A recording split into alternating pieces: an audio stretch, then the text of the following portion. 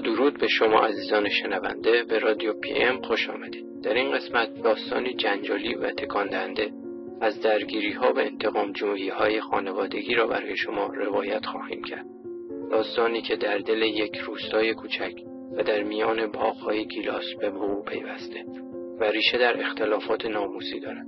لطفاً توجه داشته باشید که اسامی و جزئیات این داستان واقعی نیستند، اما این ماجرا برگرفته از اتفاقات واقعی است که میتواند در هر جامعه‌ای رخ دهد. با ما همراه باشید تا پرده از رازهای تاریک این ماجرا برداریم.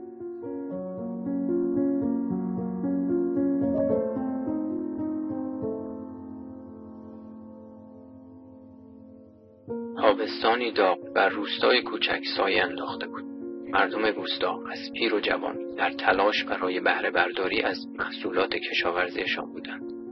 میان تمام محصولات روستا، باغ گیلاس احمد، پیرمرد کشاورز زحمتکش، با درختان سرسبز و پربار خود، همواره چشم نوازترین بود. احمد سالها بود که با دقت و عشق از باغش مراقبت می‌کرد و محصولات مرغوبی به دست می‌آورد. اما این سال زیر این آرامش سبز تنش‌ها و اختلافاتی نهفته بود که به یک تراژدی خونین انجامید.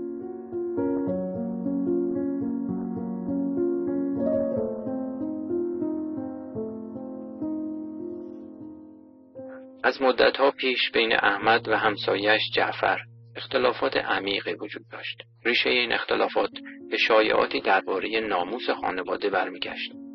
خانواده جعفر معتقد بودند که یکی از اعضای خانواده احمد به خواهر رسول، پسر بزرگ جعفر، بی احترامی کرده و شایعات نادرستی را درباره او پخش کرده است. احمد با آرامشی که از سالها کار و تجربه به دست آورده بود، سعی در متقاعد کردن جعفر داشت که این شایعات بی اساس است و کسی از خانواده‌اش چنین کاری نکرده است. اما جوانان دو خانواده که تحت تأثیر تعصبات و دشمنی‌های گذشته بودند، به شدت نسبت به هم خصومت داشتند.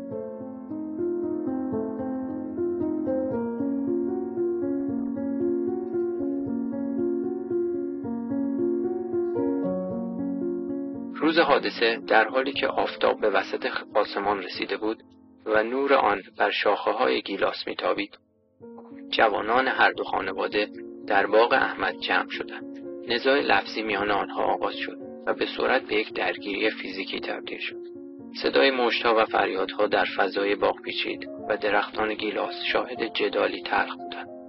بزرگان روستا و کشاورزان دیگر با شنیدن صدای درگیری به سرعت به سمت باغ دویدند و با وساطت و تلاش فراوان نزاع را خاتمه دادند. همه امیدوار بودند که این پایان ماجرا باشد، اما تنش‌ها همچنان در زیر سطح آرامش موقت جوش می‌خورد.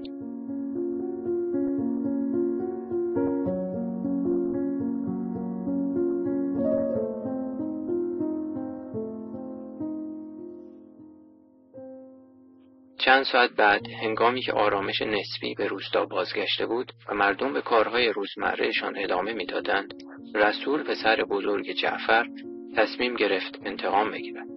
او که همچنان از خشم و کینه می‌سوخت، سلاح شکاری پدرش را برداشت و به سمت باغ احمد رفت، در حالی که سایه‌های بلند عصر بر زمین افتاده بودند. رسول با گام‌های سریع و چشمانی پر از خشم وارد باغ شد. احمد و پسرانش که در حال استراحت بودند، با دیدن رسول و اسلحه در دستانش متعجب و وحشت زده شدند. پیش از آنکه کسی بتواند مانع او شود، رسول ماشه را کشید. صدای شلیک گلوله‌ها در باغ پیچید و بدن 3 نفر بیجان بر زمین افتاد. 2 نفر از کشته شدگان برادران احمد بودند و نفر سوم پسری جوان از خانواده جعفر که برای کمک به رسول آمده بود. اون بر زمین ریخت و بوی گیلاس‌ها با بوی مرگ در هم آمیخت.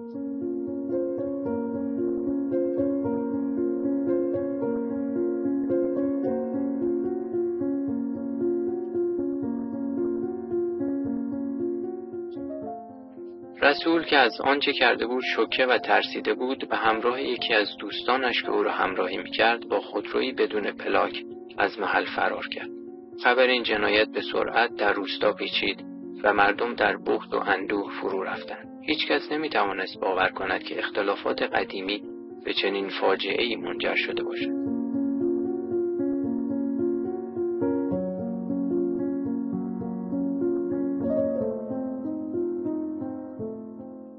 پلیس به سرعت وارد عمل شد و تحقیقات خود را برای دستگیری قاتلان آغاز کرد. فرماندار شهرستان با ابراز تأسف عمیق از این واقعه وعده داد که تمامی تلاش‌ها برای دستگیری و محاکمه عاملان این جنایت انجام خواهد شد. او در یک کنفرانس خبری اعلام کرد ما نمی‌توانیم اجازه دهیم که اختلافات خانوادگی به چنین فجایعی منجر شود. قانون باید اجرا شود و عدالت برای قربانیان برقرار گردد.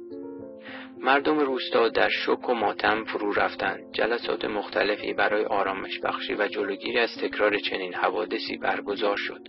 بزرگان روستا و مسئولان محلی تلاش کردند تا با گفتگو و وساطت اختلافات خانوادگی را حل کنند و از تنش‌های آینده جلوگیری کنند، اما سایه سنگین این حادثه بر دلها و ذهنها باقی ماند.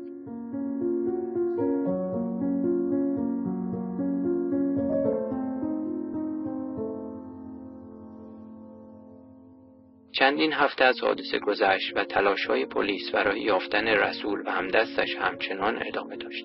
در نهایت پس از تحقیقات گسترده و پیگیری‌های مداوم، پلیس موفق به ردیابی مکان مخفی شدن قاتلان شد. در یک عملیات دقیق و حساب شده، رسول و دوستش دستگیر شدند. مردم روستا هرچند هنوز از دست دادن عزیزانشان را به سختی تحمل می‌کردند، با شنیدن خبر دستگیری قاتلان کمی آرامش یافتند. محاکمه رسول و همدستش به سرعت برگزار شد و عدالت در مورد آنها اجرا گردید. این حادثه تلخ درس‌های زیادی برای مردم روستا به همراه داشت. آنها دریافتند که حل اختلافات و تنش‌ها از راه‌های مسالمت آمیز و گفتگو بهتر از استفاده از خشونت و انتقام‌جویی است.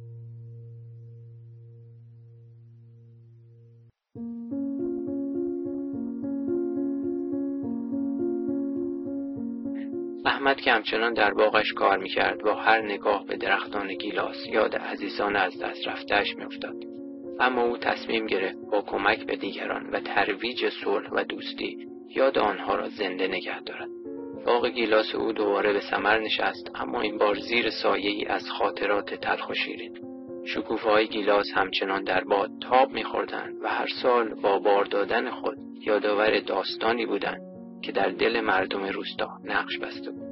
روستای کوچک با گذر زمان دوباره به زندگی عادی بازگشت. مردم تلاش کردند تا از این حادثه تلخ درس بگیرند و با اتحاد و همدلی آینده‌ای بهتر برای خود و فرزندانشان بسازند. اما یاد و خاطره آن روز خونین و شکوفه‌های گیلاس همیشه در دلها باقی ماند، به عنوان یادآوری از اهمیت صلح و دوستی و پرهیز از خشونت و کینه‌توزی.